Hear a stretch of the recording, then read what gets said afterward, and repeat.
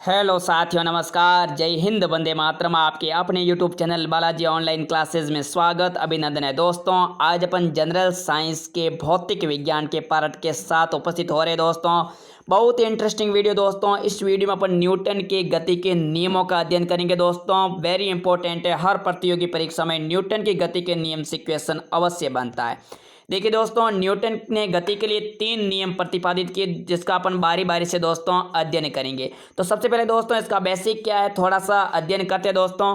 कि sir Isaac Newton ने सबसे पहले 1687 में अपनी पुस्तक प्रिंसिपिया में गति के नियमों को प्रतिपादित किया। तो दोस्तों यहाँ 2 क्वेश्चन तैयार हो गए कि न्यूटन ने अपने गति के नियम दोस्तों कब दिए, तो 1687 में दिए, और किस पुस्तक में उल्लेख किया दोस्तों, प्रिंसिपिया। ये क्वेश्चंस इंपॉर्टेंट है दोस्तों।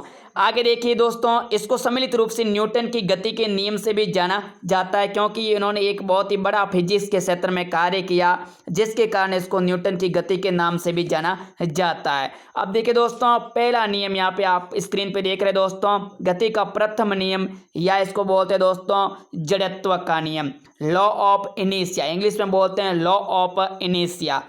देखिए दोस्तों, मैं मेरे हिसाब से समझा देता हूँ दोस्तों। गति का प्रथम नियम ये है कि अगर कोई भी वस्तु है दोस्तों, क्या है, कोई भी वस्तु है, अगर वस्तु दोस्तों स्थिर है, अगर वस्तु स्थिर है तो वो स्थिर ही रहेगी, और अगर कोई वस्तु गतिशील है, मतलब गति कर रही है, तो गतिशील ही रहेगी जब तक कि उस पर आप कोई बाहरी बल नहीं लगा देते। जैसे दोस्तों एक कुर्सी है, क्या है दोस्तों, कुर्सी है, तो कुर्सी दोस्तों सामान्य अवस्था में पड़ी है, इसका मतलब किस अवस्था में दोस्तों, वो स्थिर अवस्था में। ठीक है, कैसा जड़त्व है, स्थिर जड़त्व है। ठीक है, अब मान लो आप उस पर कोई बल नहीं लगा रहे दोस्तों, तो कुर्सी पड़ी ही रहेगी। ठीक है, अब मान लो आप कुर्सी को धक्का दे रहे हो, तब वो आगे बढ़ेगी। इसी प्रकार अगर कोई मान लो बस है, कोई क्या है, बस है दोस्तों, अगर बस चल रही है तो वो चलती ही रहेगी जब तक कि उसको ड्राइवर रोकने का क्या कर नहीं सकता, प्रयास नहीं करता। तो उम्मीद करता हूँ ये कथन समझ में आ गया होगा दोस्तों। यहाँ भी पढ़ लेते हैं कि यदि कोई वस्तु विराम अवस्था में है तो वो तब तक विराम की अवस्था में ही रहेगी जब तक उस पर बाहरी बल लगाकर गतिशील नहीं किया जाएगा।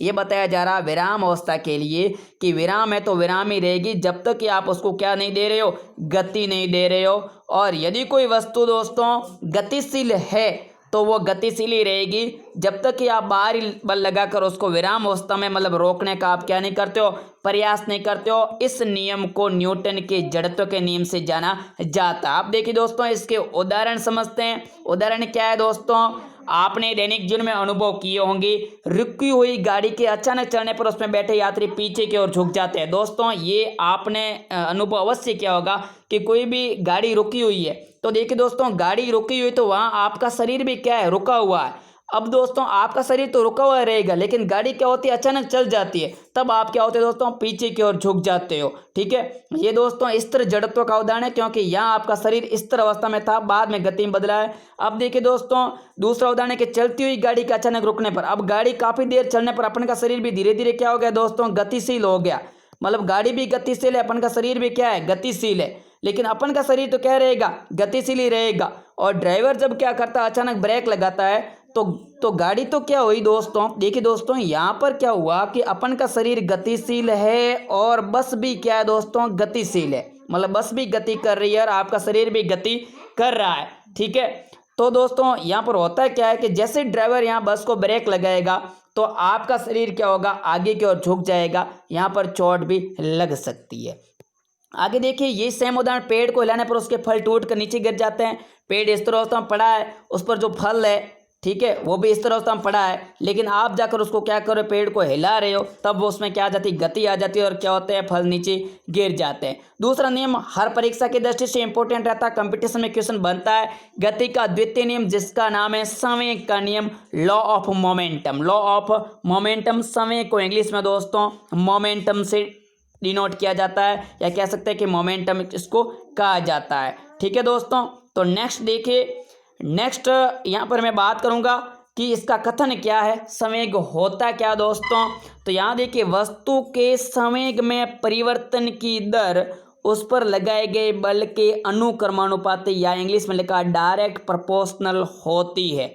यानी देखिए, वस्तु पर आप कोई भी वस्तु है और उस पर क्या लगा रहे हो, बल। जैसे ये संदूक है और आप इस पर क्या लगा रहे हो दोस्तों, बल लगा रहे हो। बल को यहाँ फोर्स से डिनोट किया जाता है, एफ से।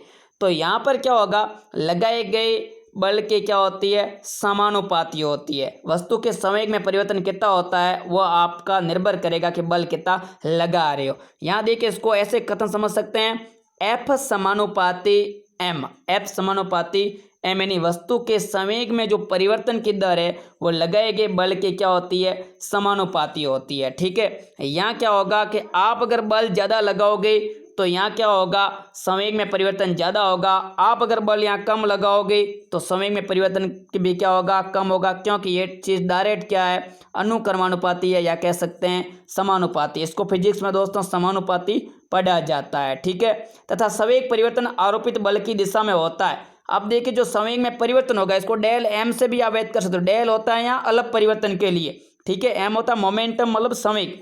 तो यहाँ जैसे देखिए बॉक्स पड़ा है, चंदूक पड़ा है, अब यहाँ आप इस दिशा से बल लगाओगे ना तो यह आगे की दिशा में गति करेगा दोस्तों, ये उल्टा गति नहीं करता है। तो यहाँ एक कथन लिखा हुआ समझ में आना चाहिए कि संवेग परिवर्तन आरोपित बल मतलब जिस दिशा में आप बल लगाते हो उसी दिशा में होता है। देखिए उदाहरण द्वारा समझते हैं कि क्रिकेट खिलाड़ी तेजी से आती हुई गेंद को कैच करते समय अपने हाथों को गेंद के वेग को कम करने के लिए पीछे की ओर खींच लेता ताकि उसको चोट न लगे। देखिए कोई एक क्रिकेट का खिलाड़ी है और क्रिकेट का खिलाड़ी क्या होता है, गेंद जब भी आती है नीचे तो हाथ को धीरे धीरे पीछे हटाते रहता है ताकि उनको क्या ना लगे, चोट न लगे, मतलब वो संवेग को सही समंजित करता है। दूसरा, गद्दा या मिट्टी के फर्श पर गिरने से सीमेंट के फर्श की तुलना में कम चोट आती है। अगर कोई गद्दा या मिट्टी का फर्श है वहाँ पर गिरने की तुलना में अगर सीमेंट में आप दोस्तों गिरते हो तो वहाँ क्या आती है, चोट सीमेंट में ज़्यादा आ जाएगी दोस्तों, सीमेंट का फर्श से ज़्यादा आएगी। और गद्दा या मिट्टी है तो वहाँ पर क्या होगी, आपकी चोट कम आएगी। इसका कारण है दोस्तों संवेग। दोस्तों एफ समानुपाती एम, समानुपाती चिन्ह हटाते दोस्तों यहाँ आता है वी, यहाँ बराबर लगा दो हट जाने पर और एम वी हो जाएगा। तो एफ बराबर क्या होगा दोस्तों, एम वी होगा। एफ बराबर क्या होगा दोस्तों, एम वी होगा। एफ यहाँ फोर्स बल है दोस्तों, एम यहाँ संवेग है और वी क्या दोस्तों, वेग है। वी क्या दोस्तों, वेग है। नेक्स्ट नियम है, अच्छा नियम है दोस्तों, गति का तीसरा नियम, क्रिया प्रतिक्रिया का नियम, इंग्लिश में बोलते हैं rule of action and reaction. मतलब किसी भी एक्शन के विपरीत क्या होती है, रिएक्शन होती है। मतलब किसी भी क्रिया के प्रति क्या होती है, समान किंतु विपरीत क्या होती है, प्रतिक्रिया होती है। इस नियम के अनुसार प्रत्येक क्रिया के बराबर तथा विपरीत दिशा में प्रतिक्रिया होती है। मतलब यहाँ पर आप क्या करोगे, कोई क्रिया करोगे तो इसकी उल्टी क्या होगी, विपरीत क्रिया होगी दोस्तों। कितनी होगी, समान होगी लेकिन क्या होगी, उल्टी होगी। अब देखिए उदाहरण द्वारा समझ में आ जाएगा कि बंदूक से गोली छोड़ते समय पीछे की ओर झटका लगना। अगर आप बंदूक से गोली छोड़ रहे हो मतलब क्रिया कर रहे हो आगे की तरफ, लेकिन बंदूक क्या हो रही है दोस्तों, थोड़ी पीछे जा रही है, इसका मतलब ये तो क्रिया हुई लेकिन ये क्या हुई, वापस इसकी प्रतिक्रिया हुई। ठीक है, तो क्रिया प्रत्येक वस्तु के समान किंतु विपरीत दिशा में क्या होती है, प्रतिक्रिया होती है। इसी प्रकार देखिए कुएं से पानी खींचते समय रस्सी टूट जाने पर व्यक्ति का पीछे गिर जाना। अगर आप कुएं से पानी खींच रहे हो इसका मतलब क्या कर रहे हो, आप बल लगा रहे हो, ठीक है, ऊपर की ओर बल लगा रहे हो, मतलब क्रिया हो रही है। लेकिन अगर अचानक क्या हो जाती है, रस्सी टूट जाती है तो क्या होता है, अब जैसे ही मान लो कि यहाँ जैसे मान लो कि ये कोई रस्सी है और आप कुएं से क्या निकाल रहे हो दोस्तों, पानी निकाल रहे हो। ठीक है, अब यहाँ पर होता क्या है कि अगर मान लो कि ये जैसे ऊपर धीरे धीरे आ रही है और यहाँ से जैसे आप खींच रहे हो तो यहाँ पर कट हो जाती है। अगर रस्सी टूट जाती है तो आप क्या होते हैं दोस्तों, पीछे की ओर गिर जाते हो, और क्योंकि यहाँ पर क्या हो जाता है, इसका बल नीचे की ओर लग जाता है। आगे देखिए इसी प्रकार रॉकेट का आगे बढ़ना। देखिए रॉकेट ऊंचे तक क्यों जाता है, उसका कारण है दोस्तों कि इस रॉकेट में क्या होता है दोस्तों, जो गुब्बार टाइप की संरचनाएं होती है, ठीक है, जो गुब्बार टाइप की संरचनाएं होती है दोस्तों वो पीछे की ओर क्या हो जाती है, आग के रूप में निकलती है, जिससे क्या होता है, ये प्रतिक्रियात्मक बल मिलता है और आगे की ओर ये चलती है दोस्तों।